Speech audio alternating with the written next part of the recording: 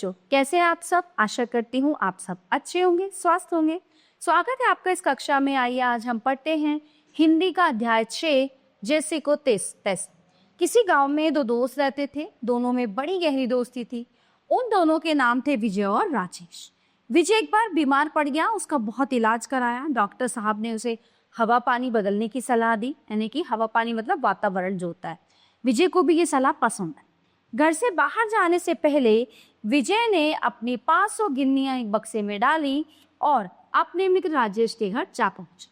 उसने राजेश से कहा, राजेश, इस बक्से को ध्यान से रखना, मैं वापस आकर तुमसे ले लूंगा। राजेश के पास बक्सा रखकर विजय अपनी पत्नी के साथ घूमने चला गया। लगभग 1 महीने बाद वापस आकर अपना बक्सा राजेश के घर से ले आया। ठीक है, परंतु ये क्या, उसके अंदर तो गिन्नियों की जगह 500 कंकड़ थे। विजय को दुख तो बहुत हुआ, पर वो चुप रह गया। उसने इसके विषय में किसी से कुछ नहीं कहा। दिन बीतते गए। एक दिन राजेश की पत्नी विजय की पत्नी के पास अपने बच्चे को छोड़कर बाजार चली गई।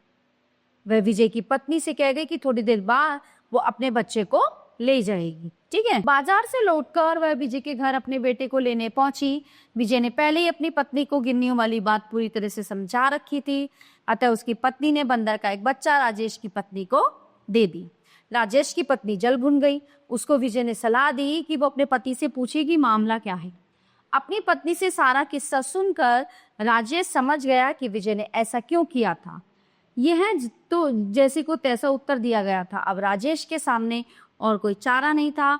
वो चुपचाप घर के भीतर गया और 500 गिन्नियां निकाल कर विजय को दे आना, और विजय ने भी बिना कुछ कहे उसका बेटा उसे लौटा दिया। तो इस कहानी से हमें क्या शिक्षा मिलती है कि जैसे को तैसा, है ना। कभी कभी ऐसा होता है कि सीधी चीजों से, सीधी बात से किसी को हम नहीं समझा सकते।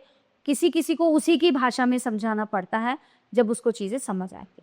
तो प्यारे बच्चों, आशा करती हूँ ये कहानी आपको बहुत अच्छे से समझ आई होगी। मिलते हैं अगली कक्षा में। धन्यवाद।